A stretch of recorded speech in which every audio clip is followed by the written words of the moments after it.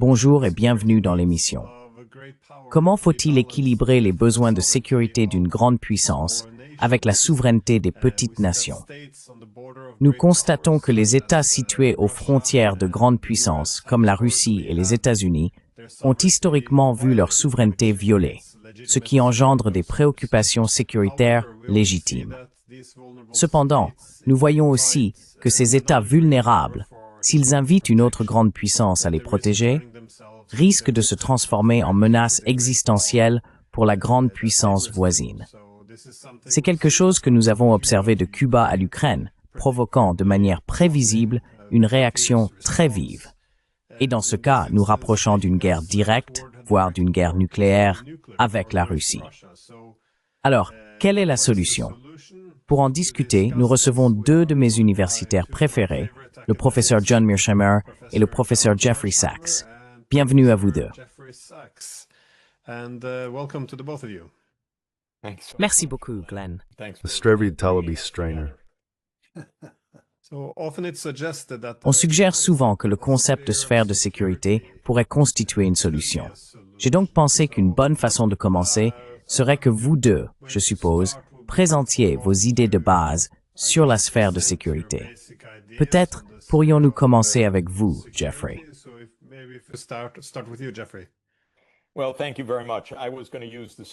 Eh bien, merci beaucoup.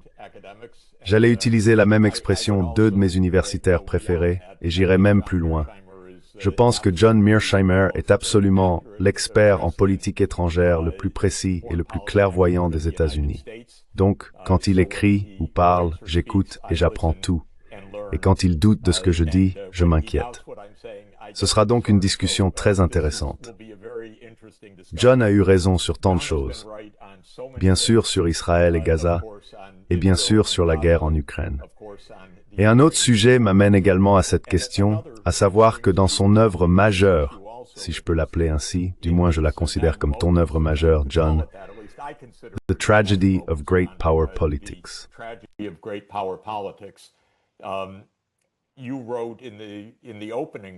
Vous avez écrit au début de cet ouvrage, il y a presque 25 ans, qu'alors que les relations entre les États-Unis et la Chine étaient calmes, cela ne durerait pas.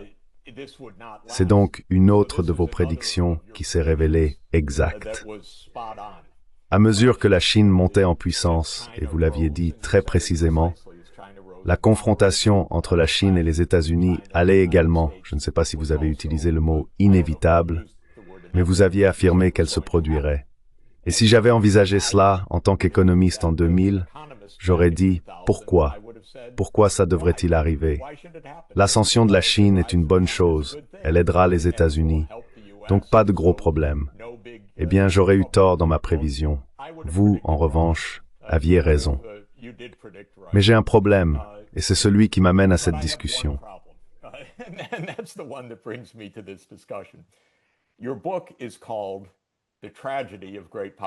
Votre livre s'intitule « La tragédie de la politique des grandes puissances ». Et il prédit que, malheureusement, nous allons assister à des affrontements entre les grandes puissances. Et ces affrontements peuvent aller bien au-delà des guerres commerciales. Ils peuvent devenir des guerres ouvertes. C'est ce qui m'amène à une proposition sur laquelle j'ai écrit et réfléchi ces derniers mois. Une sphère de sécurité comme ajout utile et amélioration par rapport à l'idée d'une sphère d'influence. Mon idée s'inspire également de votre réflexion, John, selon laquelle il existe des hégémons régionaux, mais pas d'hégémon mondial. Et vous dites aussi, je pense tout à fait justement et de manière très importante, qu'il ne peut pas y avoir d'hégémon mondial. Ils sont trop éloignés les uns des autres pour que les États-Unis puissent vaincre la Chine, ou que la Chine puisse vaincre les États-Unis, ou que l'une des grandes puissances puisse vaincre les autres.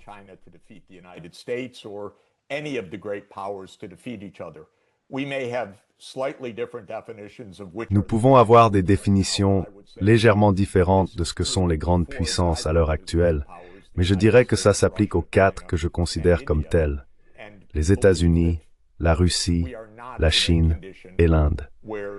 Je pense que nous ne sommes pas dans une situation où il pourrait y avoir un hégémon mondial, encore moins où l'une de ces quatre puissances pourrait réellement vaincre les autres. Alors quel est le problème? Quelle est la tragédie? Pour moi, la tragédie, c'est qu'un conflit pourrait s'intensifier jusqu'à l'anéantissement mutuel. Je considère cela comme un risque très sérieux, ni anodin, ni improbable. Une grande partie de ma réflexion repose sur la réalité de l'ère nucléaire.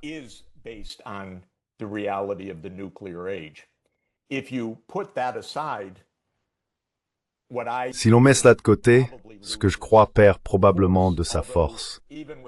Bien que même avec des armes conventionnelles, beaucoup de gens pourraient mourir dans une guerre totale, ce qui serait horrible. Donc je ne pense pas que ce soit uniquement une question nucléaire. Mais pour moi, c'est bien la question nucléaire. Je ne veux pas de guerre entre les États-Unis et la Russie, ni entre les États-Unis et la Chine, ni entre la Chine et l'Inde, ni entre aucune combinaison de pays où une guerre pourrait s'intensifier jusqu'à un conflit nucléaire et mener à un Armageddon mondial. Et je prends très au sérieux l'horloge de l'apocalypse du bulletin of the Atomic Scientists. C'est un outil heuristique et une image symbolique. Mais lorsqu'elle indique que nous sommes à 89 secondes de minuit, je ne balaie pas cela d'un revers de main comme une simple rhétorique. Je pense que ça reflète à quel point le monde est réellement dangereux en ce moment.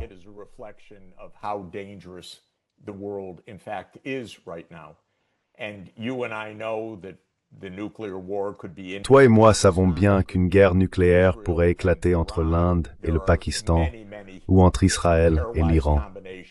Il existe de nombreuses combinaisons possibles par paire qui pourraient mener à une catastrophe.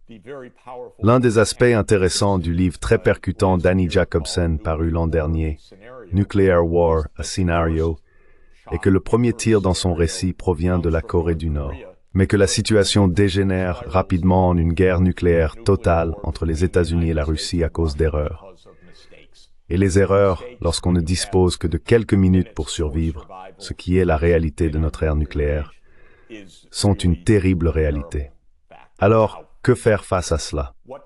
Ma proposition de base est que les grandes puissances devraient éviter d'empiéter sur les domaines des autres et faire un effort particulier pour ne pas se provoquer mutuellement.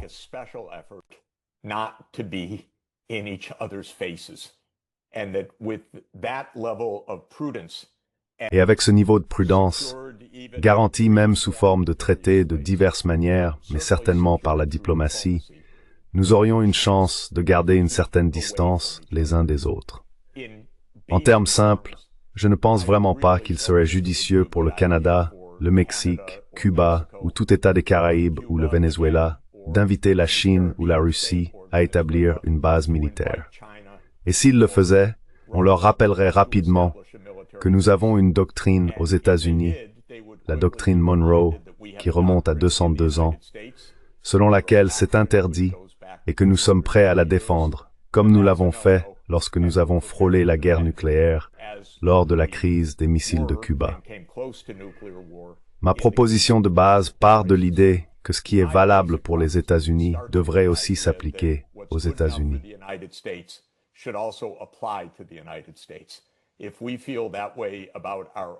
Si nous ressentons cela à propos de notre propre voisinage, nous devrions comprendre que la Russie ressent vraiment la même chose à propos du sien, et que la Chine ressent vraiment la même chose à propos du sien.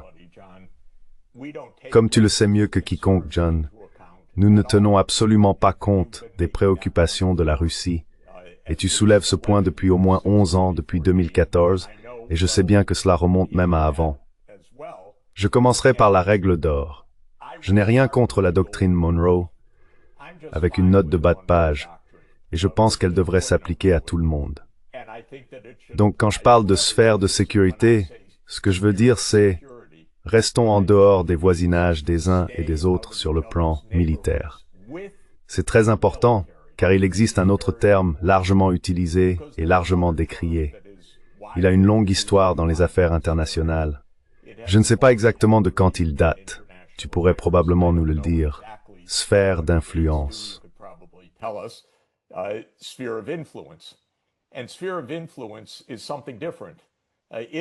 Une sphère d'influence, c'est autre chose. Cela signifie, ne vous mêlez pas de notre voisinage, car je domine le Mexique, les États-Unis et Cuba. Non seulement vous devez rester à l'écart de ce voisinage, mais c'est moi qui choisis les gouvernements. En fait, j'ai le droit d'intervenir, car c'est ma sphère d'influence. Eh bien, cela, je ne l'accepte pas. Je pense qu'il faut distinguer une sphère de sécurité, où les grandes puissances se respectent mutuellement et évitent d'empiéter sur le domaine, le visage ou l'arrière-cour des autres, selon la métaphore ou la comparaison que l'on préfère. Mais lorsqu'il s'agit de la manière dont une grande puissance agit dans son propre voisinage, je crois que les petits pays ont besoin d'une défense contre les exactions des plus grands.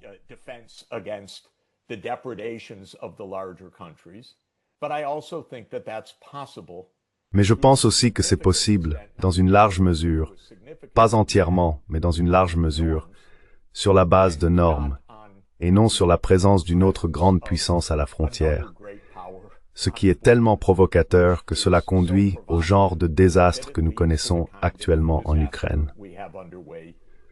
Aux États-Unis, nous avons en fait mené cette expérience assez efficacement. Nous avons eu 2 Roosevelt comme présidents. Le premier Roosevelt était un véritable impérialiste, et fier de l'être, et il avait formulé le corollaire Roosevelt à la doctrine Monroe. Pour le dire en langage familier, si vous me permettez l'expression, c'était « Nous pouvons écraser n'importe quel pays que nous voulons dans l'hémisphère occidental. Ils sont à nous. » Bien sûr, il fallait parler doucement mais porter un très gros bâton, comme il l'a si bien dit. Franklin Roosevelt, lui, a dit quelque chose.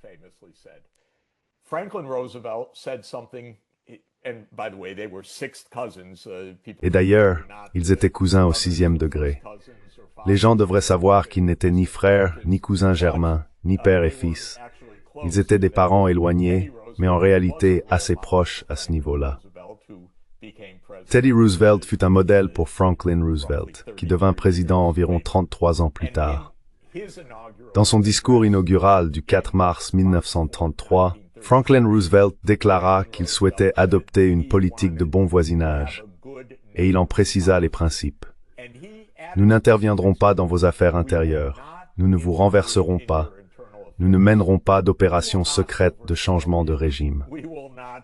Votre brillante étudiante, Lindsay O'Rourke, a écrit à ce sujet de manière remarquable dans son livre sur les changements de régime clandestins, où elle a recensé 64 opérations secrètes américaines de changement de régime entre 1947 et 1989. Roosevelt avait dit « Nous ne le ferons pas ».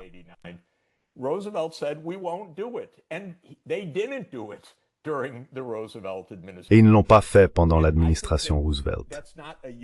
Je pense que ce n'est pas une période unique dans l'histoire, lorsqu'une puissance clairement dominante a exercé une forme de retenue auto-imposée pour le bien à long terme.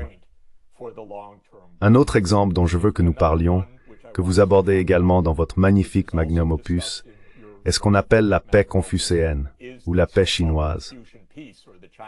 Une longue période allant approximativement du début de la dynastie Ming en 1368 jusqu'à l'arrivée des Britanniques lors de la première guerre de l'opium en 1839, durant laquelle il n'y eut presque aucune guerre entre la Chine, hégémon incontesté de la région, et les pays plus petits, le Vietnam, la Corée et le Japon.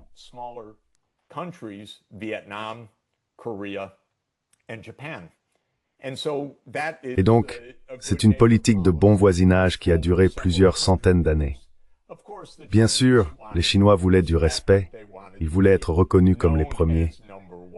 Alors, comme on cherche aujourd'hui à plaire à Donald Trump, ils sont allés se prosterner devant l'empereur. Mais l'empereur ne leur a rien imposé. Il n'a pas exigé de conditions commerciales injustes, il n'a pas réclamé de territoire, il n'a pas occupé d'autres pays, il n'a pas exploité de ressources, ni réduit des gens en esclavage, et il n'a pas demandé de terre pour des colonies ou quoi que ce soit d'autre. Un peu de prosternation et de respect pour l'empereur céleste suffisait amplement à maintenir la paix pendant des siècles. En résumé, et je te rends la parole, Glenn, je veux que les grandes puissances se tiennent à l'écart les unes des autres. And I want them to give Et je veux qu'il reconnaisse qu'il n'est pas juste que les États-Unis essaient d'installer une base militaire en Ukraine ou en Géorgie. Il n'est pas juste non plus d'essayer d'armer les zones périphériques de la Chine. C'est dangereux de le faire. Ce n'est pas nécessaire. Cela ne protège pas réellement les petits pays. En réalité, cela en fait des États vassaux des grandes puissances et les rend très vulnérables à toutes sortes de manipulations. Et maintenant, Donald Trump arrive et exige toutes sortes de tribus, de vraies tribus, pas seulement de le satisfaire avec des sourires et des éloges, mais de l'argent sur la table. J'aimerais donc que les grandes puissances voient leur doctrine de Monroe mutuellement respectée, que leur politique de bon voisinage soit mutuellement respectée et qu'elles avancent avec décence et bonne volonté. Tout dernier point.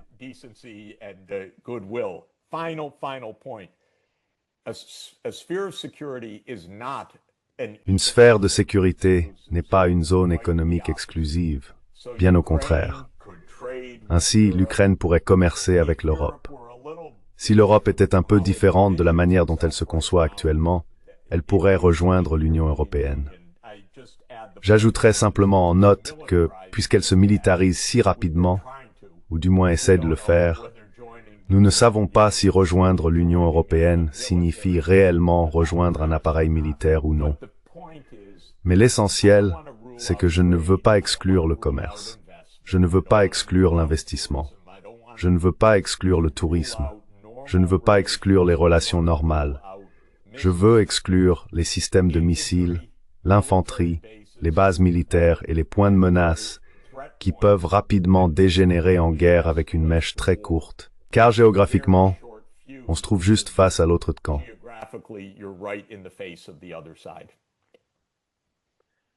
John?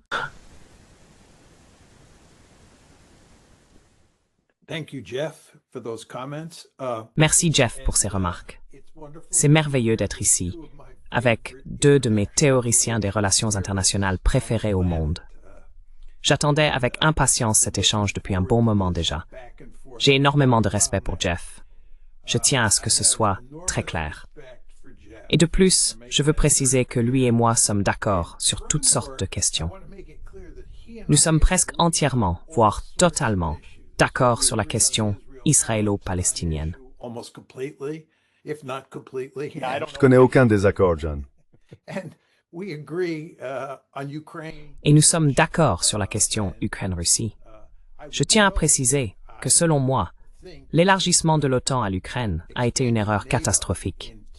Donc, tout ce que je dirai par la suite, gardez cela à l'esprit, s'il vous plaît. Je suis également tout à fait d'accord avec Jeff sur le fait que ce que nous voulons faire, en particulier en ce qui concerne la Chine et la Russie, c'est éviter une guerre entre grandes puissances.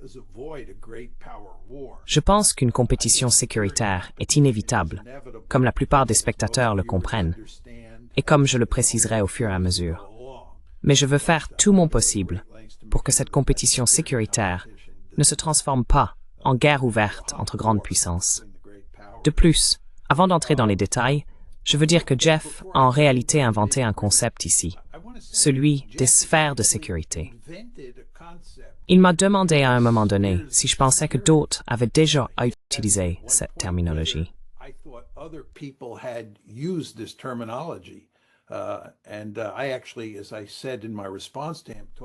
Comme je l'ai dit dans ma réponse à lui, j'ai parlé avec Lindsay O'Rourke, qui, soit dit en passant, écrit un livre sur les sphères d'influence. Je lui ai demandé si elle avait vu des preuves que des gens parlaient de sphères de sécurité. Et elle a répondu non. Et je pense que c'est vrai. Donc Jeff a inventé ce nouveau concept, qui, dans mon domaine, est très important, et je suis sûr que c'est aussi le cas dans le sien. Néanmoins, je vais maintenant passer un peu de temps à essayer de réfuter son concept de sphère de sécurité. Laissez-moi commencer par vous dire ce que je pense que Jeff fait. Je ne pense pas que ce que je vais dire ici soit controversé. Ensuite, je soulignerai ce que je considère comme les trois principaux problèmes dans ce qu'il essaye de faire.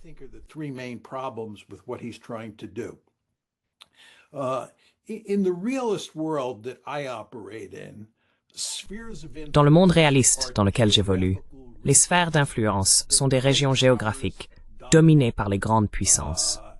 Elles se taillent ces sphères et déploient de grands efforts pour empêcher d'autres grandes puissances d'y pénétrer. Elles s'efforcent également de gérer la politique des petits États situés dans ces régions, car elles craignent fortement que l'un de ces petits États ne forme une sorte d'alliance avec une grande puissance lointaine. C'est donc une vision très réaliste de la politique internationale. Les sphères d'influence sont entièrement axées sur la compétition. Ce que Jeff fait maintenant, c'est introduire le concept de sphère de sécurité. Il souhaite une situation où les grandes puissances reconnaissent les sphères d'autres États. Non pas des sphères d'influence, mais les sphères ou les voisinages d'autres États, comme des zones dont elles devraient se tenir à l'écart.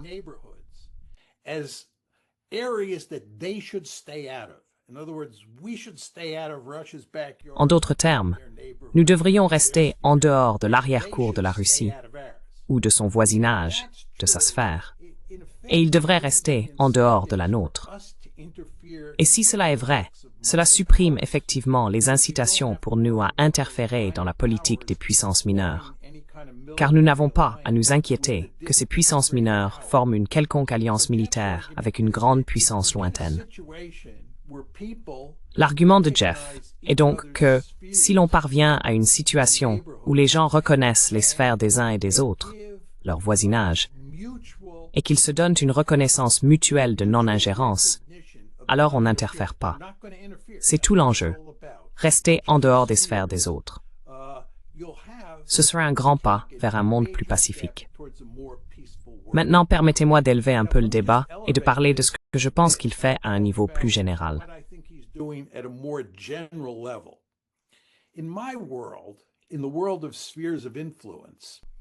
Dans mon monde, le monde des sphères d'influence, qui est encore une fois un monde très réaliste, c'est fondamentalement un monde à somme nulle. Lorsqu'un État gagne, un autre perd, n'est-ce pas? Et cela se reflète dans le célèbre dilemme de sécurité. Réfléchissez simplement à ce que dit le dilemme de sécurité. Toute mesure que vous prenez pour améliorer votre sécurité diminue celle des autres États. C'est une logique très orientée vers le jeu à somme nulle, et c'est le fondement même du réalisme. C'est ce qui est en jeu dans l'invention par Jeff de ce concept de sphère de sécurité. Il veut s'en éloigner, en particulier dans certaines régions, autant que possible. Ce qu'il souhaite, c'est un monde où la sécurité serait indivisible, surtout dans ces régions.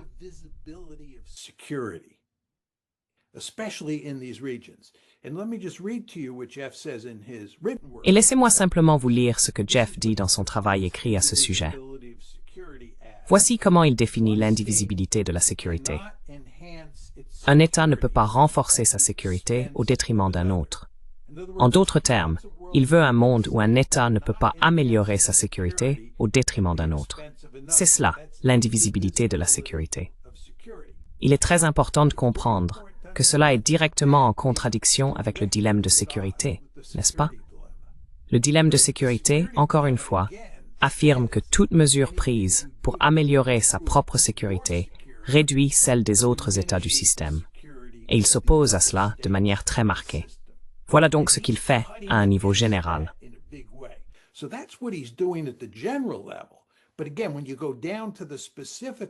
Mais encore une fois, quand on descend à un niveau plus précis, il veut s'éloigner des sphères d'influence, n'est-ce pas?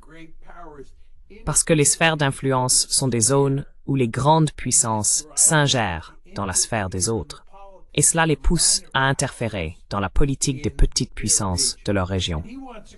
Et il veut créer un monde où il y a un accord mutuel selon lequel on ne s'ingère pas dans la sphère de l'autre camp, dans le voisinage de l'autre, et où l'on permet essentiellement aux petites puissances de sa propre sphère d'être des États neutres.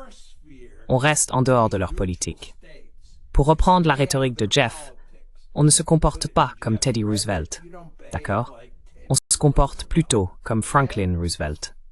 You behave more like Franklin Roosevelt. Now, I think there are three problems here. Je pense qu'il y a trois problèmes ici. Le premier problème, c'est qu'il est en réalité assez difficile, dans de nombreux cas, de définir ce qu'est une sphère. Jeff parle de voisinage respectif. Je pense que si l'on parle de l'hémisphère occidental ou de l'Europe de l'Est, l'Ukraine, les États baltes et ainsi de suite, il est relativement facile de définir ce qu'est une sphère. Mais il existe de nombreuses régions du monde où c'est vraiment très complexe. Prenons simplement l'Asie de l'Est aujourd'hui. Si l'on s'intéresse à accorder aux Chinois une sphère de sécurité, quelles en seraient exactement les limites géographiques?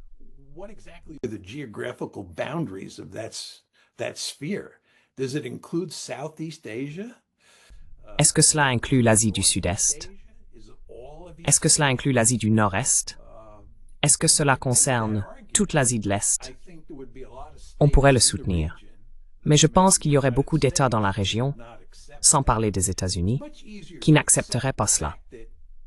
Il est bien plus facile d'admettre que l'Ukraine fait partie de la sphère d'influence de la Russie. Cela ne fait aucun doute. Et on peut même soutenir qu'il en va de même pour les États-Unis dans l'hémisphère occidental. Mais je pense qu'il ne faut pas sous-estimer ce problème. Je vais simplement donner un autre exemple pour illustrer ce que je veux dire. Prenons l'Europe occidentale et centrale pendant la guerre froide. De toute évidence, l'Europe de l'Est faisait partie de la sphère d'influence de l'Union soviétique.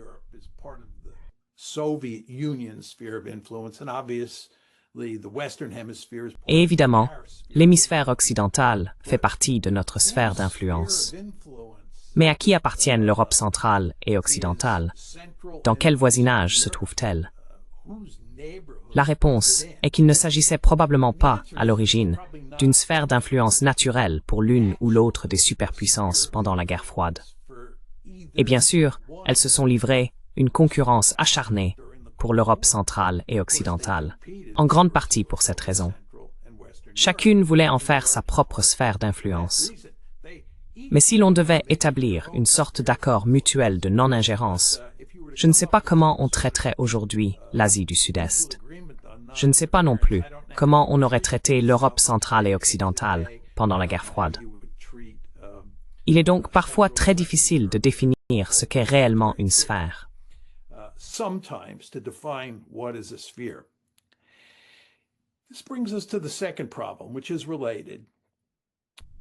Cela nous amène au deuxième problème, qui est lié. En supposant que le monde ne soit pas clairement divisé en une série de sphères d'influence évidentes et sur lesquelles on peut facilement s'accorder, cela signifie qu'il y aura de vastes portions de la planète qui ne seront pas couvertes par la logique de Jeff. Ce ne sont pas des sphères de sécurité. Et la question que vous devez vous poser est la suivante. Que se passe-t-il en dehors des sphères de sécurité de Jeff? Il ne dit pas qu'il faut écarter le réalisme, la compétition sécuritaire ou la politique d'équilibre des puissances, appelez cela comme vous voulez, dans ces régions, situées en dehors de ces sphères de sécurité. Et cela signifie qu'il y aura une compétition sécuritaire entre les grandes puissances en dehors de ces sphères.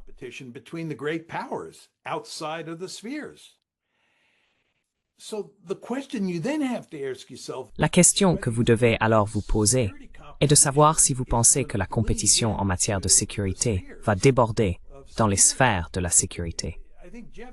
Je pense que Jeff soutient essentiellement qu'on peut les isoler, en d'autres termes, qu'on peut cloisonner ces sphères de sécurité, et que cela contribuera largement à instaurer un monde plus pacifique. Et je comprends cette idée au premier abord. Mais ensuite, quand on y réfléchit, si vous avez ces deux grandes puissances qui se livrent une concurrence acharnée à travers le monde, sauf dans ces sphères de sécurité, ne pensez-vous pas qu'à un moment donné, ces grandes puissances chercheront des occasions d'intervenir dans la sphère de l'autre pour en tirer un avantage? Parce que nous vivons dans un monde où la politique d'équilibre des puissances s'exerce sur de vastes portions de la planète, n'est-ce pas?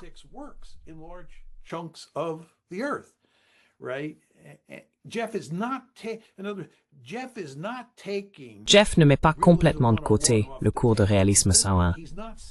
Il ne dit pas que son argument sur l'indivisibilité de la sécurité s'applique partout. Le dilemme de sécurité, n'est-ce pas, et la politique à somme nulle, reste présent dans certains domaines.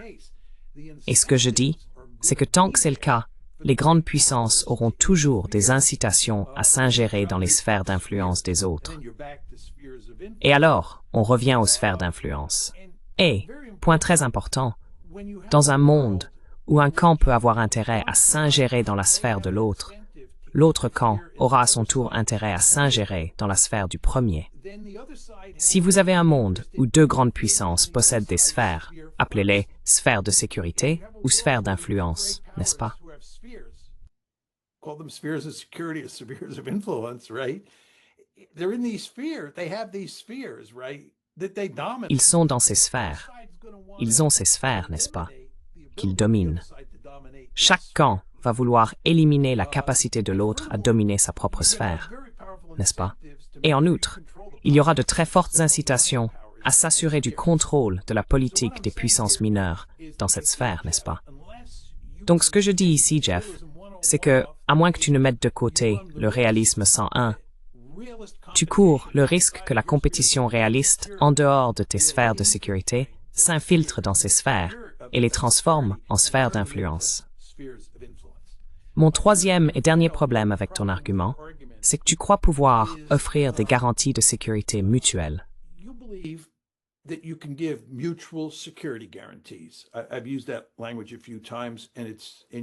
J'ai utilisé ce langage à plusieurs reprises, et il apparaît dans vos écrits, dans votre rhétorique, et c'est tout à fait compréhensible, tout à fait cohérent avec le récit que vous développez.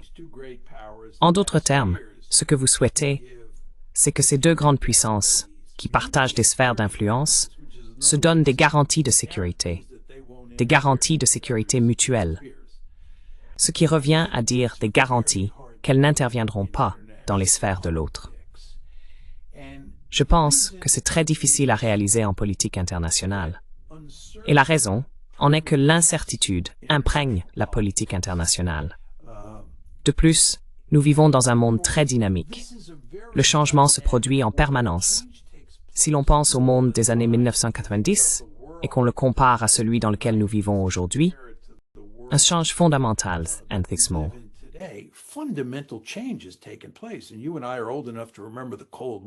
Toi et moi sommes assez âgés pour nous souvenir de la guerre froide. Si l'on remonte à la guerre froide, puis qu'on avance jusqu'à la période de l'unipolarité, et qu'on avance encore jusqu'à la multipolarité d'aujourd'hui, mon Dieu, c'est incroyable de voir à quel point les choses ont changé au cours de notre vie. Et pourtant, nous ne sommes même pas sur cette planète depuis si longtemps. Donc le changement est constant, et il y a toutes sortes d'incertitudes qui l'accompagnent. Il y a de l'incertitude quant aux intentions. Je veux dire, qui aurait jamais prédit que Donald Trump serait président quand nous étions plus jeunes? Nous aurions sûrement pensé que c'était impensable. Et pourtant, nous y voilà. Et qui sait qui sera président dans 10 ans?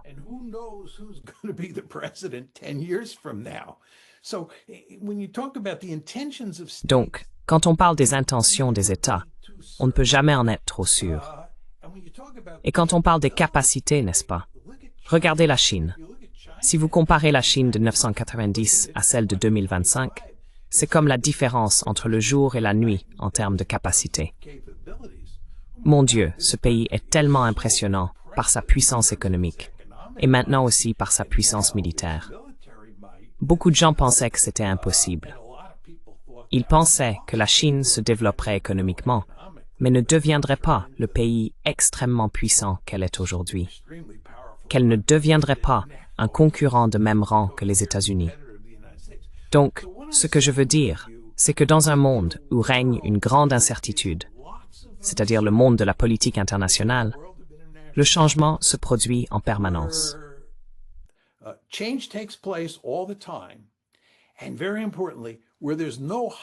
Et ce qui est très important, c'est que lorsqu'il n'existe aucune autorité supérieure pour garantir que ces engagements de sécurité soient respectés, pour s'assurer que si je te donne, Jeff, une garantie de sécurité et que je la viole, je sois tenu pour responsable, que je sois puni. Cela n'arrive pas dans les relations internationales, comme tu le sais, parce qu'il n'y a pas d'autorité supérieure. Mon argument serait donc que, compte tenu des limites de ce que signifie une garantie de sécurité mutuelle, Les États ont de très fortes incitations à chercher à prendre l'avantage dès qu'ils le peuvent, à se mettre dans une excellente position pour les jours difficiles. Les choses peuvent mal tourner dans 10, 15 ou 20 ans, qui sait? Mais il faut s'assurer que lorsque les choses se dégradent, on soit en bonne posture. Et la meilleure façon d'y parvenir, c'est de tirer parti de l'autre camp.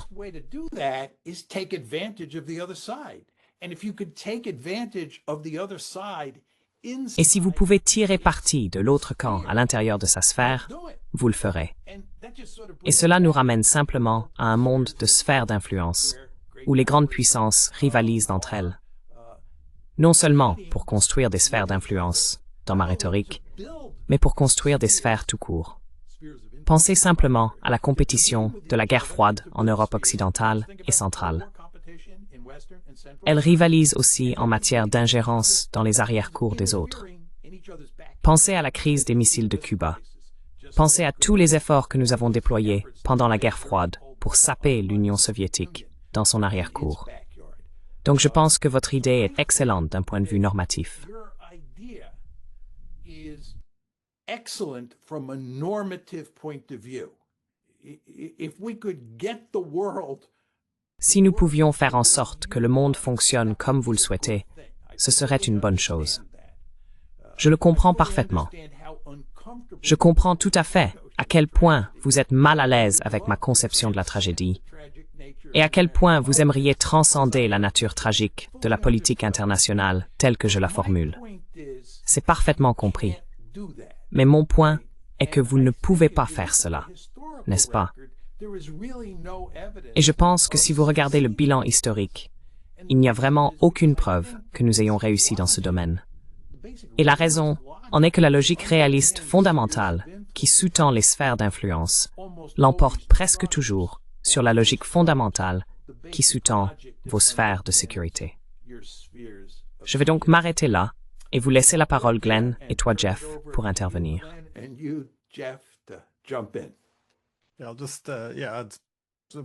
Je vais simplement ajouter quelques questions rapides pour vous deux avant que vous ne répondiez l'un à l'autre. Le concept de sphère de sécurité présente certaines similitudes avec ce que le président Medvedev avait proposé en 2008, juste après la guerre de Géorgie. Il avait formulé une proposition pour éviter qu'un tel conflit ne se reproduise. En somme, ce que nous voyons aujourd'hui en Ukraine. Mais il l'avait appelé une sphère d'intérêt, et son argument était une sphère d'intérêt serait conceptuellement très différente d'une sphère d'influence. Une sphère d'influence implique une influence exclusive. Par exemple, que la Russie devrait avoir une influence exclusive en Ukraine ou en Géorgie.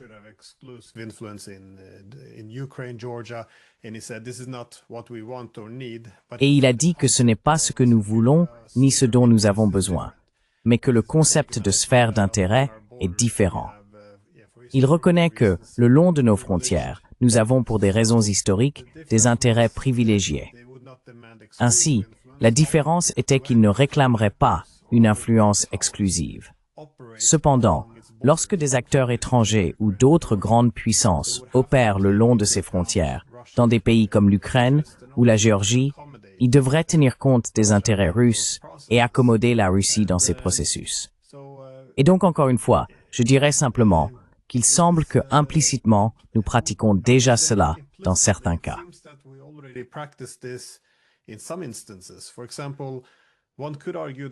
Par exemple, on pourrait soutenir que l'Ukraine dispose de la même liberté que le Mexique, puisque le Mexique peut former n'importe quel partenariat économique ou politique.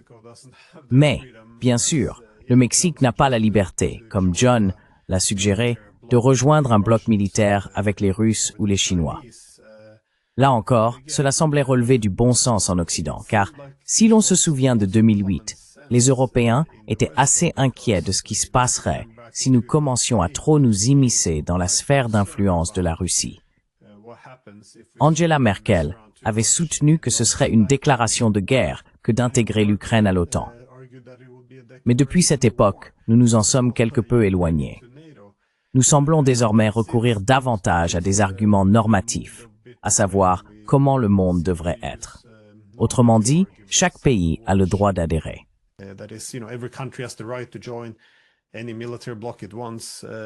N'importe quel bloc militaire qu'elle souhaite, ce qui est souvent confondu avec la reconnaissance de la réalité du monde. Aucune grande puissance n'accepterait cela, et elle irait très loin, jusqu'à la guerre, comme nous l'avons vu, pour l'éviter. Je suppose que mes principales préoccupations, 3 préoccupations, seraient les suivantes. Étant donné que cela relève en quelque sorte du bon sens, comment cela serait-il organisé dans un traité? Comme vous le dites, nous devons prendre en compte vos préoccupations lorsque nous nous trouvons dans des zones historiquement sensibles, le long de votre frontière. Je suppose que la deuxième serait, comment empêcher qu'une sphère de sécurité ne dégénère en sphère d'influence?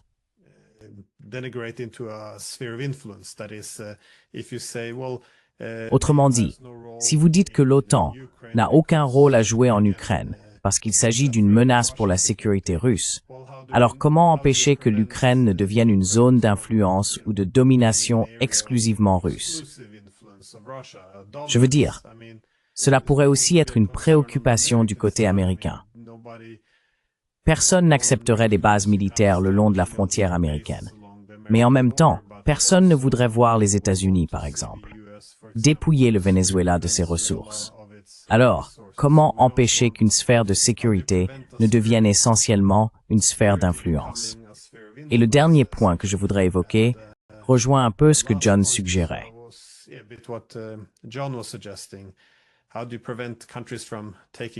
Comment empêcher les pays de profiter de la situation?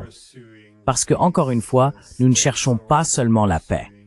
Les États sont aussi engagés dans une compétition sécuritaire. Et pour les Européens aujourd'hui, l'une des raisons pour lesquelles je pense qu'ils ne veulent pas forcément que la guerre se termine, c'est parce que, eh bien, non seulement cela empêche les Américains de partir, mais aussi, vous savez, nous menons désormais une guerre par procuration.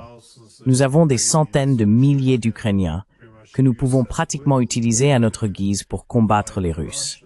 C'est très séduisant d'avoir autant d'influence dans le pays voisin d'une grande puissance. Bref, c'étaient mes 3 principales réflexions, mais je te laisse la parole.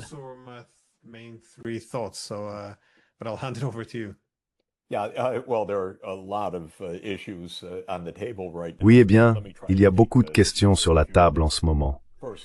Laissez-moi essayer d'en aborder quelques-unes. D'abord, la géographie compte toujours en temps de guerre. Le temps qu'il faut à un drone ou à un missile pour atteindre la capitale dans le cadre d'une frappe de décapitation est important, et les grandes puissances le reconnaissent clairement. Les États-Unis ne voulaient vraiment pas d'armes nucléaires à Cuba, et la Russie ne veut vraiment pas de forces militaires américaines en Ukraine.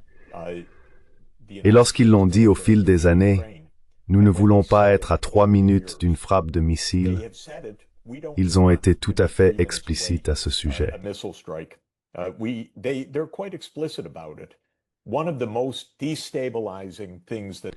L'une des actions les plus déstabilisantes des États-Unis, à mon avis, est complètement sous-estimée. Mais je pense qu'elle a probablement compté autant que n'importe quelle autre dans l'esprit des Russes, même si vous deux le sauriez mieux que moi. Et il s'agit du retrait du traité ABM en 2002 et du déploiement de systèmes antimissiles balistiques, les systèmes Aegis, en Pologne et en Roumanie. À mon sens, ce n'était pas un détail dans la réflexion russe. Cela a été perçu, selon les experts en sécurité russe, comme une préparation possible à une frappe de décapitation, comme une véritable remise en cause de l'équilibre des forces, comme une atteinte réelle à la dissuasion.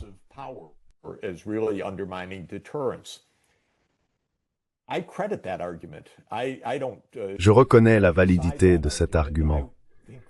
Je ne le balais pas d'un revers de main. Je pense que les États-Unis deviendraient complètement fous si la Russie commençait à construire des missiles antibalistiques le long de notre frontière. Même si je n'ai pas les cartes pour vous le montrer ici, je pense que nous pourrions faire bien mieux que ce que nous faisons actuellement pour comprendre que certaines zones sont tout simplement trop provocantes et trop risquées. Je placerai l'Ukraine très haut sur cette liste. Je placerai la Géorgie très haut sur cette liste. Je placerai le Caucase du Sud très haut sur cette liste. Je veux aussi rappeler que tous les pontes de la politique étrangère néoconservatrice américaine étaient les amis de la Tchétchénie à la fin des années 1990.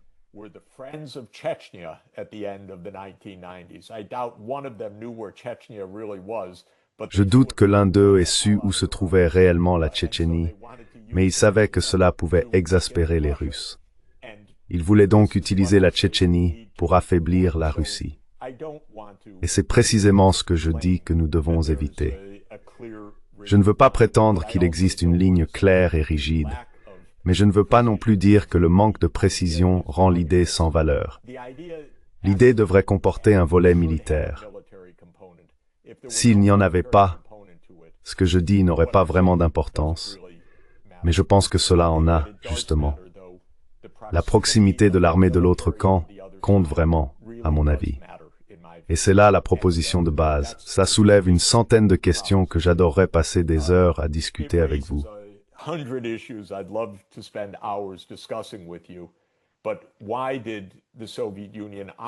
Mais pourquoi l'Union soviétique a-t-elle occupé l'Europe centrale et orientale après la Seconde Guerre mondiale?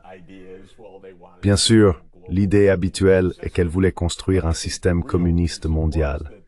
Mais je pense que la véritable raison était qu'elle craignait une remilitarisation de l'Allemagne. Les États-Unis ont refusé une Allemagne neutre et démilitarisée par principe, et ont plutôt établi l'OTAN et la République fédérale d'Allemagne comme élément central de l'OTAN.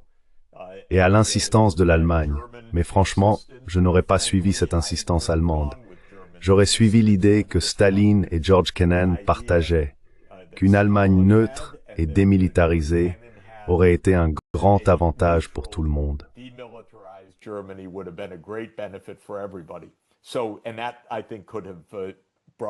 Et cela, je pense, aurait pu mettre fin à la guerre froide bien plus tôt. Permettez-moi d'aborder le troisième type de problème, celui des garanties de sécurité mutuelle qui ne peuvent pas durer. Je veux dire quelques mots sur le plan conceptuel. Je sais que le temps est compté, mais nous ne sommes pas dans un jeu à somme nulle. Nous sommes dans un jeu à somme négative. Lorsqu'il y a une course aux armements, lorsqu'il y a une compétition qui peut dégénérer en catastrophe, c'est un jeu à somme négative. En tant qu'économiste, je cherche toujours désespérément à trouver l'issue la plus efficace. Ainsi, pour ceux qui connaissent le dilemme du prisonnier, le célèbre jeu, l'équilibre dit de Nash, ou l'équilibre du dilemme du prisonnier, n'est pas un résultat à somme nulle.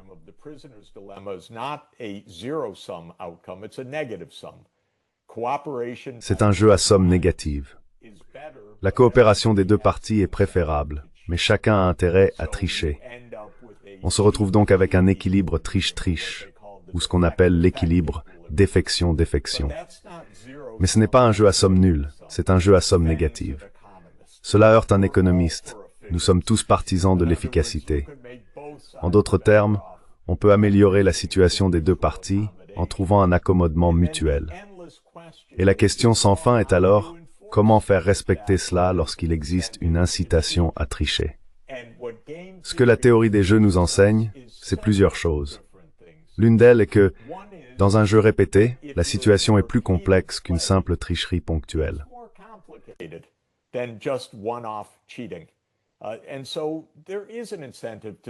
Ainsi, il existe une incitation à respecter un traité. Ce n'est pas parfait, mais ce n'est pas nul non plus. L'avenir projette une ombre sur les décisions du présent. Les traités sur les armes nucléaires ont en réalité fonctionné, sauf lorsque les États-Unis s'en sont unilatéralement retirés. Cela prouve à la fois le point de John et le mien. Le point de John est que les États-Unis s'en sont retirés. Le mien est que les Soviétiques et les Russes les ont effectivement respectés. Et c'est très important. Lorsque le président John F. Kennedy tentait de convaincre le peuple américain du traité d'interdiction partielle des essais nucléaires, il disait que c'était dans l'intérêt à la fois de la Russie et du nôtre de le respecter, car il est mutuellement bénéfique.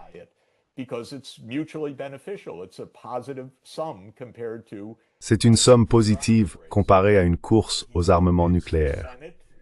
Il a convaincu le Sénat par une majorité écrasante, et les Soviétiques ont respecté le traité d'interdiction partielle des essais nucléaires. Il a aussi dit quelque chose de très important, qu'il ne cherchait pas, vous savez, l'âge miraculeux où les conflits disparaissent. Je pense que nous sommes dans une lutte incessante avec la réalité que John décrit. En d'autres termes, bien sûr qu'il y a de la tricherie. Bien sûr qu'aucun traité ne durera éternellement. Mais restons en vie pour les 20 prochaines années. Faisons de notre mieux. Signons des traités, essayons de les respecter et utilisons les effets de réputation.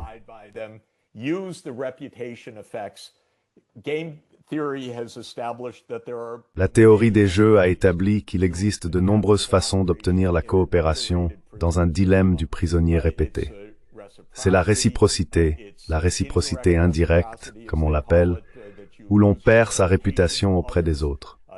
C'est la punition collective qui instaure un niveau de gouvernance supérieur au-dessus de nos têtes, plus élevé que celui du Conseil de sécurité de l'ONU, imposant des sanctions, et ainsi de suite. Rien de tout cela ne fonctionne vraiment bien, je l'admets.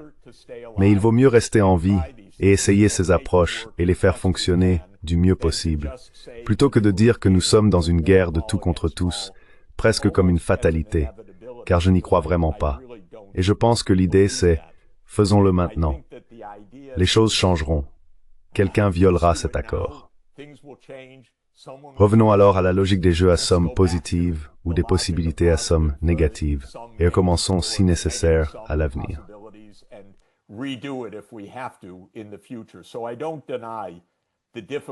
Je nie pas les difficultés, mais je pense aussi que la théorie des jeux formels, si l'on veut, et l'expérience historique montrent qu'il existe des périodes de paix qui sont en réalité construites. Elles reposent en partie sur des traités et des accords mutuels, et elles durent longtemps, puis elles ne durent plus, et alors le risque de guerre devient très élevé. Je suis très inquiet de la logique qui dit « oui, cela va arriver, la guerre va arriver ». Je déteste simplement la réalité nucléaire actuelle, à savoir que nous avons, je crois vraiment à ce concept de révolution nucléaire, selon lequel quelque chose est désormais réellement, profondément, horriblement différent dans notre réalité. Nous avons véritablement une épée de Damoclès nucléaire suspendue au-dessus de nos têtes. Nous devons donc redoubler d'efforts pour bien faire les choses. Ensuite, le troisième point que John a mentionné, qui était le deuxième dans son décompte, est que nous continuerions à avoir de la concurrence ailleurs.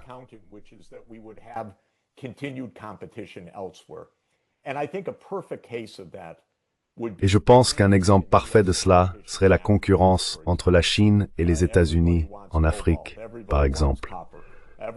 Tout le monde veut du cobalt, tout le monde veut du cuivre, tout le monde veut les ressources, tout le monde veut les votes, peut-être à l'ONU, peu importe. Et donc l'Afrique ne se trouve ni dans la sphère de sécurité de l'Amérique, ni dans celle de la Chine, de la Russie ou de l'Inde. C'est simplement loin. Il y aura donc de la concurrence là-bas. Maintenant, que pourrait-on dire à ce sujet? Je dirais oui, c'est vrai. J'essaierai bien sûr de l'éviter. Ma logique principale dans ce cas serait d'aller voir les Africains eux-mêmes et de leur dire « entrez dans cette union ». Car vous serez bien plus en sécurité dans une Union africaine de 55 pays que dépecée par les grandes puissances. Mais je pense que l'Afrique est exactement le type de terrain de jeu de la compétition dont John parle.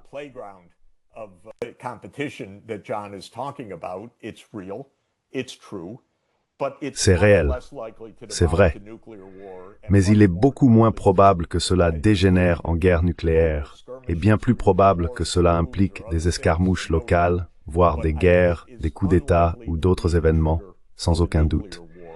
Mais il est peu probable que ce soit le déclencheur d'une guerre nucléaire parce que, littéralement, il y a plus de temps et d'espace. Ce n'est pas un affrontement direct. En résumé, pour moi, nous disposons de mécanismes de coopération qui sont imparfaits mais réels. Nous coopérons davantage que ne le laisserait penser, dans le jargon, les dilemmes du prisonnier à période unique, ou les jeux du faucon et de la colombe. Nous sommes meilleurs à cela parce que nous savons à quel point ils sont dangereux. Être à somme négative signifie qu'il y a réellement un avantage à maintenir un résultat coopératif.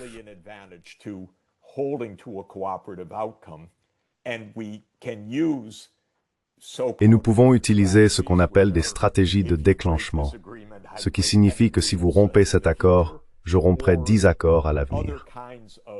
Il existe d'autres types de mécanismes, des traités littéralement, ou des coups réputationnels, qui peuvent faire la différence. Et pour ajouter un point à ce sujet, l'Occident, les États-Unis et l'Europe pensaient que lorsque la guerre en Ukraine s'intensifierait, Poutine serait isolé à l'échelle mondiale. Il parlait comme si tout le monde savait que cet homme est un tyran. Et bien sûr, cela ne s'est pas produit. Un point que nous trois n'avons cessé de souligner. Le président Poutine est très respecté, merci, dans bien plus d'une centaine de pays à travers le monde. Pourquoi? Parce qu'il n'est pas perçu comme ayant violé les normes de la manière dont l'Occident le présente comme les ayant violées.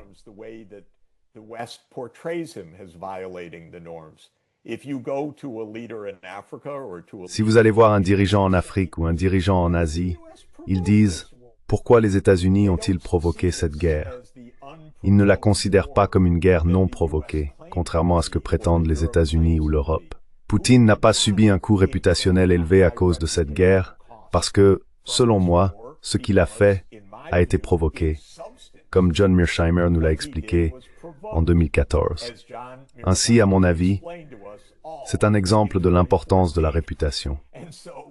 Mais Poutine n'a pas perdu en termes de réputation, seulement dans la bulle de la propagande occidentale, pas dans l'opinion mondiale, parce que cela a été perçu comme une violation d'une norme par les États-Unis. Pourquoi sont-ils si agressifs? Pourquoi poussent-ils l'OTAN? Pourquoi essayent-ils d'être en Ukraine? Pourquoi ont-ils renversé un gouvernement en février 2014? Et ainsi de suite.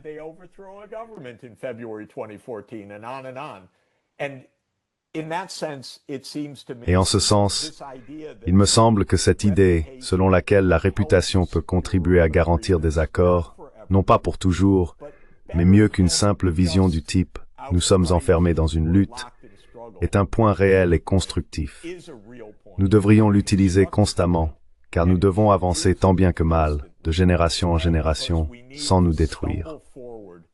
J'aime beaucoup le discours sur la paix du président John F. Kennedy du 10 juin 1963.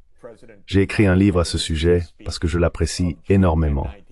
Et une chose qu'il dit, que je trouve très importante, c'est que la paix est un processus, une manière de résoudre les problèmes. Ce n'est donc pas une solution grandiose, ce n'est en rien la fin du réalisme, mais c'est un processus que nous devrions utiliser à notre avantage mutuel.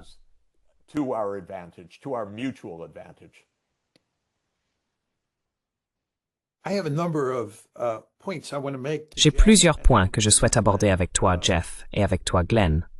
Tout d'abord, concernant la concurrence entre les États-Unis et la Chine en Afrique. Je pense en réalité que la véritable compétition se jouera au Moyen-Orient. Car comme tu le sais mieux que moi, Jeff, l'économie chinoise dépend très fortement du pétrole importé du Golfe. Et le Golfe Persique est depuis longtemps une zone d'un grand intérêt stratégique pour les États-Unis. Mais si l'on y réfléchit bien, la concurrence entre les États-Unis et la Chine dans le Golfe se répercute sur la compétition dans cette sphère de sécurité que vous souhaitez établir en Asie de l'Est.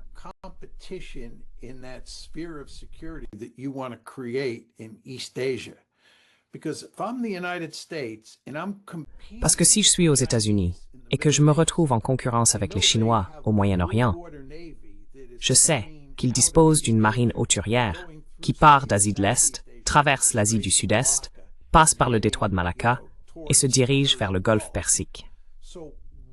Ainsi, ce qui se passe en Asie de l'Est, et en particulier en Asie du Sud-Est, a un impact sur ce que font les Chinois au Moyen-Orient. On peut voir comment la compétition au Moyen-Orient, qui, comme vous l'avez justement souligné, n'est pas naturellement une sphère d'influence pour l'une ou l'autre de ces grandes puissances, peut influencer la manière dont les États-Unis envisagent d'intervenir ou de ne pas intervenir en Asie de l'Est, surtout en Asie du Sud-Est.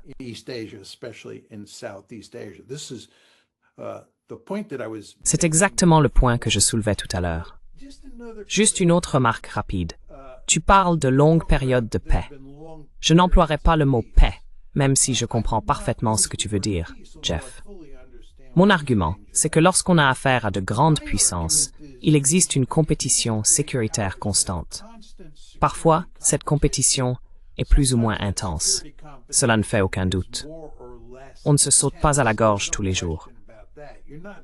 Mais l'enjeu, c'est de s'assurer que cette compétition sécuritaire reste une compétition et ne se transforme pas en guerre ouverte. Je pense que nous trois sommes totalement d'accord sur ce point. Et encore une fois, nous vivons dans un monde nucléaire. Et la dernière chose que nous voulons, c'est une véritable guerre.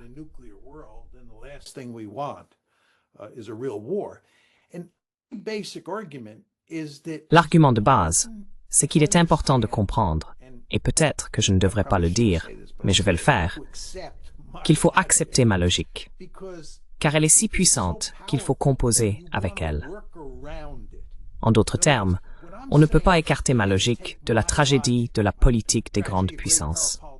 Elle est intégrée au système, et il faut en prendre conscience et s'y adapter. C'est cela, mon argument. Je ne dis pas qu'il faut aller étrangler les Chinois demain ou qu'il faut frapper plus fort les Russes.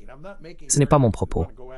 Mon propos, c'est comprenez comment fonctionne ce monde. Comprenez la nature tragique de la politique internationale et faites tout ce que vous pouvez pour la gérer.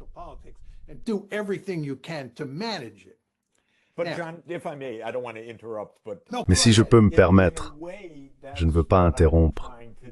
Non, allez-y. D'une certaine manière, c'est ce que j'essaye de dire. D'accord, gardez au moins une certaine distance, parce que vous êtes tellement enclin à tomber dans le conflit. Ayez au moins le bon sens. N'allez pas en Ukraine et en Géorgie avec l'OTAN, pour l'amour de Dieu. Pourquoi les Américains ne comprennent-ils pas cela? Nous sommes d'accord sur ce point. Mais je le dis par principe. Restez en dehors de leur voisinage, pour l'amour du ciel. Précisément pour la vous évoquer, à savoir qu'il est si facile de se retrouver dans une crise.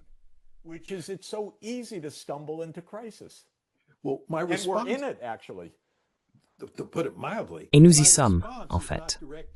Pour le dire avec modération, ma réponse ne t'est pas adressée. Elle s'adresse à ceux qui pensaient que nous pouvions, et que nous pouvons encore, élargir l'OTAN pour inclure la Géorgie et l'Ukraine. Ils n'acceptent pas ma logique. Moi oui, je le sais. D'accord. Mais je dis simplement, eux non.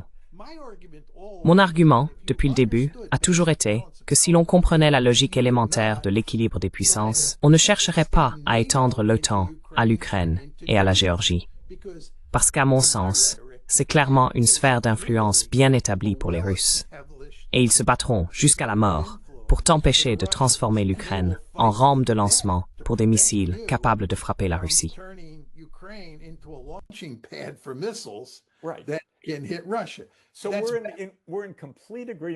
Nous sommes donc entièrement d'accord là-dessus. Mais le seul point que j'essaye de faire valoir, pour ajouter une nuance, c'est que si nous appelons cela une sphère de sécurité en Ukraine, et non une sphère d'influence, nous nous libérons, je pense, d'un argument légitime. Mais qu'en est-il des Ukrainiens? À mon avis, ils ont le droit de commercer avec qui ils veulent, mais ils n'ont pas le droit d'accueillir militairement qui ils veulent. C'est mon point. Et c'est là la différence.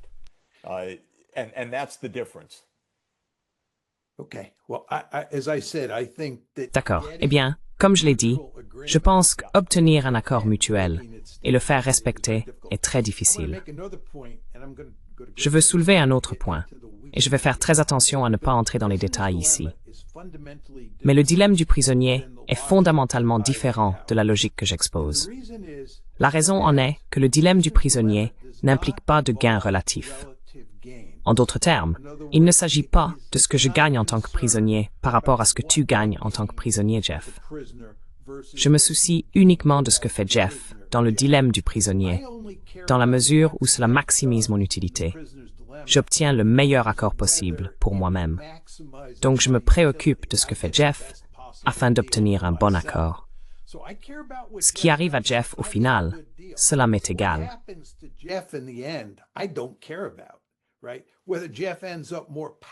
D'accord. Que Jeff finisse par être plus puissant que moi ou non, cela n'a aucune importance dans le dilemme du prisonnier. Tout ce qui m'importe, c'est ma propre utilité, pour le dire dans le langage des sciences sociales. Ma logique est fondamentalement différente. Ma logique, c'est que je me soucie énormément de ce qui arrive à Jeff, de la quantité de pouvoir que Jeff obtient en jouant le dilemme du prisonnier par rapport à ce que John obtient. Le pouvoir relatif compte énormément. Ou, pour le dire un peu autrement, les gains relatifs fondent ma logique réaliste, tandis que les gains absolus, n'est-ce pas, concernent uniquement vos propres gains dans le dilemme du prisonnier. Donc, je pense que le dilemme du prisonnier n'est pas analogue à ce dont je parle. Maintenant, laissez-moi faire deux autres remarques très rapides.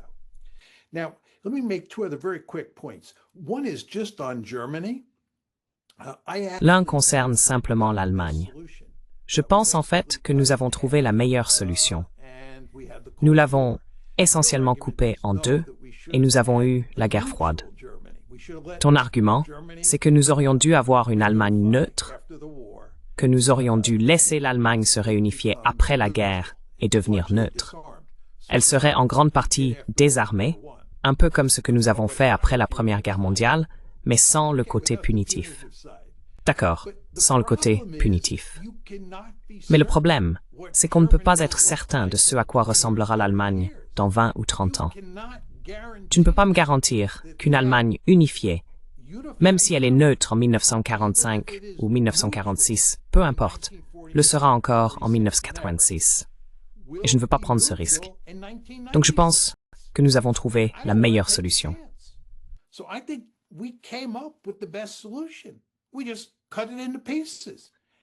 Nous venons simplement de le découper en morceaux. Et d'ailleurs, cela soulève la question de ce que vous auriez fait de l'Allemagne en 1918, sachant ce que nous savons aujourd'hui. Que feriez-vous de l'Allemagne en 1918? C'était alors un État incroyablement puissant, n'est-ce pas? En termes de puissance latente, impressionnant. Et que fait-on? La traite-t-on de manière bienveillante, comme Keynes le préconisait, et comme vous le croyez sûrement? La réintègre-t-on dans la soi-disant communauté des nations? Vous venez de mener une guerre mondiale contre ce pays, n'est-ce pas? Si vous aviez pu le diviser en deux en 1918 et le maintenir divisé, vous auriez évité la Seconde Guerre mondiale. Il faut donc comprendre que notre incapacité à imaginer à quoi ressemblera l'avenir donne aux États des incitations très fortes à agir de manière impitoyable sur le moment, afin d'éviter un désastre plus tard.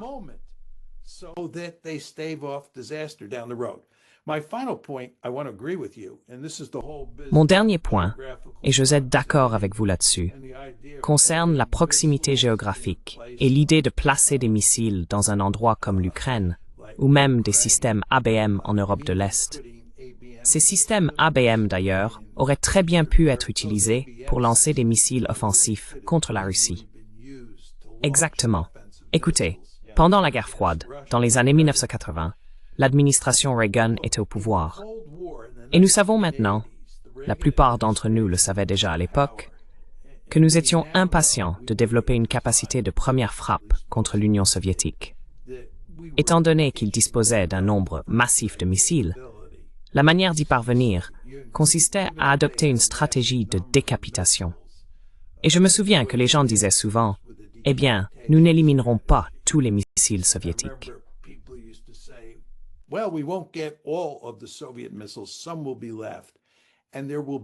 Certains auraient survécu, et il y aurait eu, c'était l'expression utilisée à l'époque, une représaille en lambeaux. La raison pour laquelle nous avions besoin de la guerre des étoiles était de faire face à cette représaille en lambeaux. Mais souvenez-vous, nous parlions de déployer des missiles Pershing et des missiles de croisière à lancement terrestre, des missiles de portée intermédiaire. C'est précisément ce que le traité sur les forces nucléaires à portée intermédiaire, le FNI, visait à éliminer. Les Soviétiques étaient ravis d'avoir le traité FNI, car ils considéraient ces Pershing et ces GLCM en Europe occidentale comme faisant partie d'une stratégie de décapitation. Donc, vous avez tout à fait raison de dire que l'idée de prendre l'Ukraine et de l'utiliser comme rampe de lancement contre la Russie était une recette pour le désastre.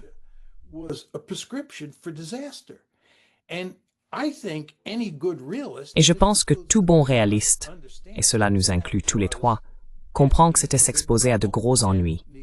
Et, inutile de le dire, nous avons eu de gros ennuis. Puis bien sûr, que faisons-nous? Nous redoublons d'efforts. Nous laissons l'Ukraine lancer des attaques contre les armes nucléaires stratégiques de la Russie. Réfléchissez à cela.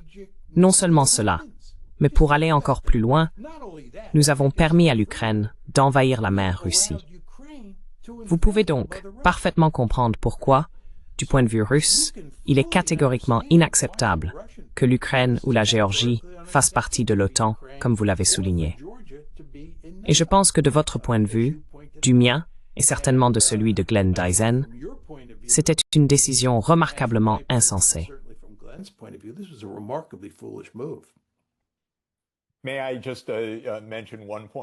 Puis-je simplement mentionner un point, et j'espère ensuite que nous pourrons faire une autre émission pour discuter de l'Allemagne en 1918 et de l'Allemagne en 1945, car ce serait absolument phénoménal. Le point que je voudrais souligner, c'est que votre modèle de puissance relative est fantastique, parfaitement rigoureux et logique. Mais cela reste un équilibre à somme négative, dans le sens où, si l'on considère que chaque camp joue le faucon ou la colombe de manière traditionnelle, puisque la puissance relative compte, les deux camps finissent par jouer le faucon. Et c'est là tout l'enjeu de cette interprétation. Dans un monde incertain, si l'autre camp joue la colombe, tant mieux. Mais si l'autre camp joue le faucon, il vaut mieux jouer le faucon.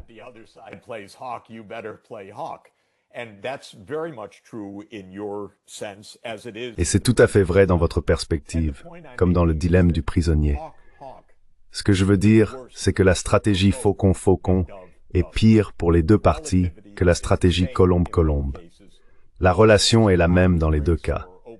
L'une correspond à une course aux armements ou à une guerre ouverte, en d'autres termes, un gaspillage coûteux de ressources, qu'il soit modéré ou désastreux, et l'autre à une paix fondée sur la réciprocité. Votre position réaliste, pleinement rigoureuse, est que la position faucon-faucon, encore plus que dans un dilemme du prisonnier typique, constitue l'équilibre, car comment oser jouer la colombe? Ainsi, atteindre la situation colombe-colombe, dites-vous, est extrêmement difficile dans un monde incertain, sans autorité supérieure et aux circonstances en perpétuel changement.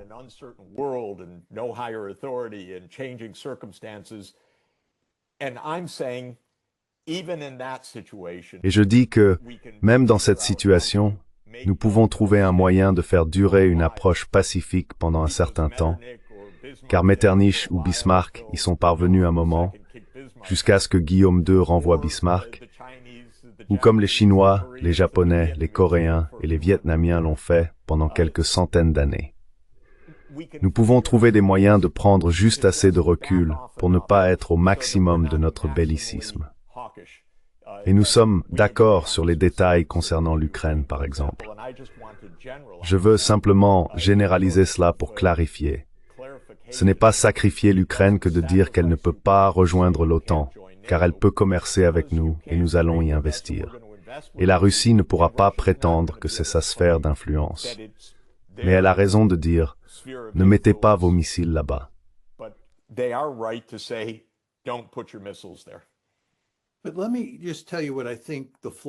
Mais laissez-moi vous dire ce que je pense être le grain de sable dans l'engrenage.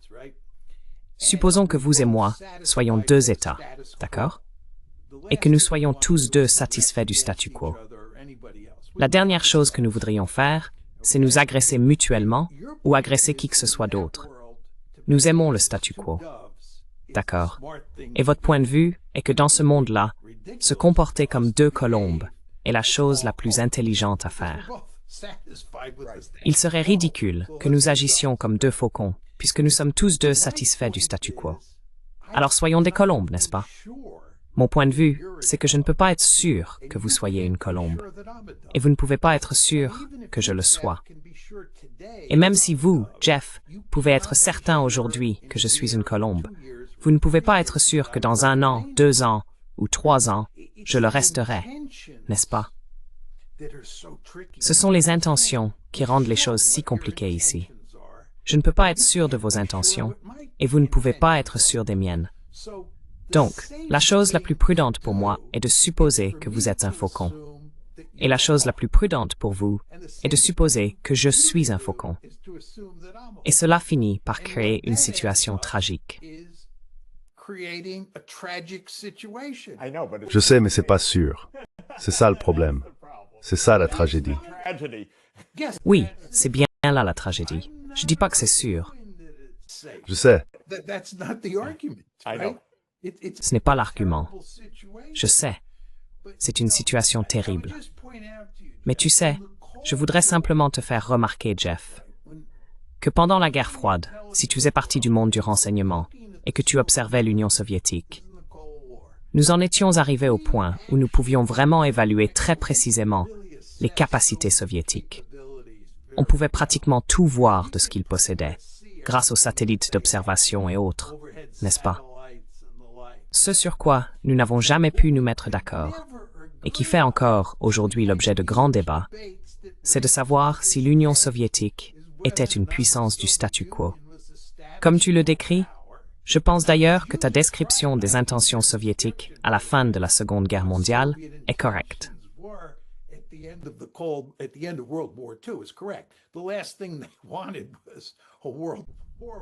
La dernière chose qu'ils voulaient, c'était une guerre mondiale avec les États-Unis après ce qui venait de leur arriver.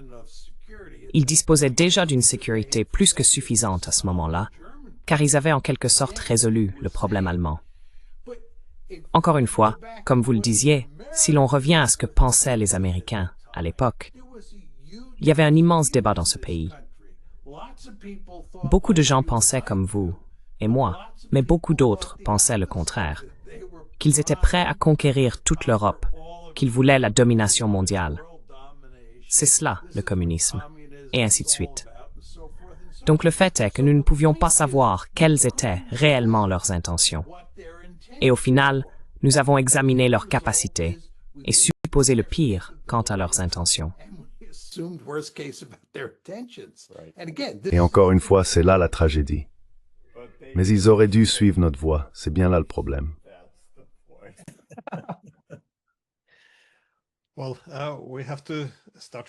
Eh bien, nous devons commencer à conclure. Je pensais simplement, pour terminer sur une note positive, faire un commentaire sur les raisons pour lesquelles je trouve cette idée de sphère de sécurité très intéressante. Enfin, je l'aime bien comme concept. C'est parce qu'en Europe, tous nos efforts pour développer une architecture de sécurité pan-européenne, des accords d'Helsinki en 1975 à la Charte de Paris pour une nouvelle Europe en 1990, jusqu'à la création de l'OSCE en 1994, ont toujours introduit deux principes qui entraient en conflit. Le premier était celui de la sécurité indivisible, signifiant que personne ne devait renforcer sa sécurité au détriment d'un autre. Mais le second était que chacun a le droit de mener sa propre politique étrangère.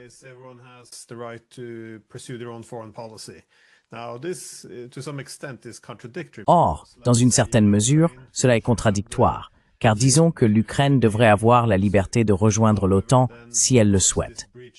Cependant, bien sûr, cela enfreint le principe de sécurité indivisible. Mais vous savez, ces deux choses peuvent en réalité être harmonisées. Autrement dit, si l'on dispose d'une sphère de sécurité, c'est essentiellement l'approche, alors la sécurité indivisible devient la responsabilité des grandes puissances. Personne n'oblige l'OTAN à entrer en Ukraine. Encore une fois, c'est la responsabilité des grandes puissances. Et je pense que c'est là que l'OTAN a échoué, avec sa politique de la porte ouverte et son expansionnisme. C'est presque comme une loi de la nature.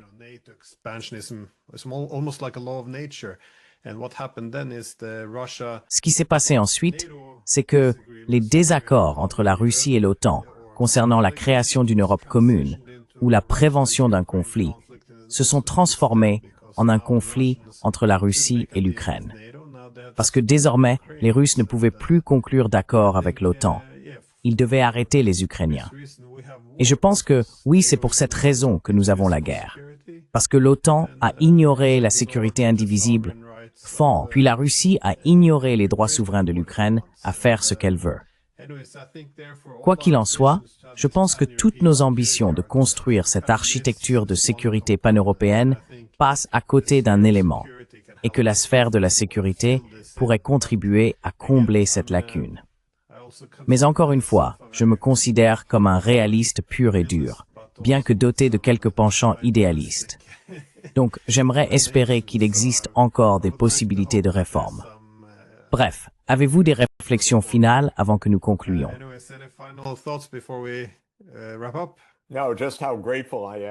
Non, je suis simplement reconnaissant d'avoir toujours l'occasion d'apprendre de vous deux. Et j'espère que nous pourrons revenir pour parler de certains de ces autres sujets car ils sont vraiment fascinants. L'histoire est très importante car elle nous aide à mieux comprendre le présent. Oui, je suis tout à fait d'accord avec toi, Jeff.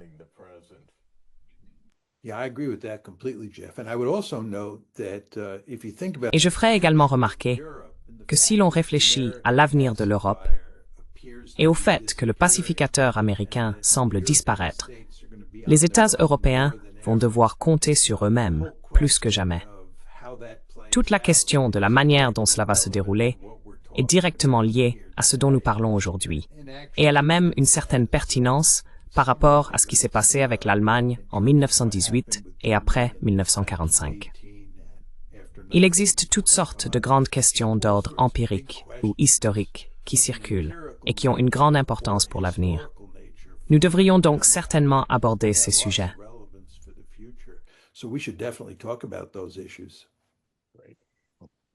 Merci encore, c'est un plaisir d'être avec vous deux. Merci beaucoup. Au revoir à tous. Au revoir.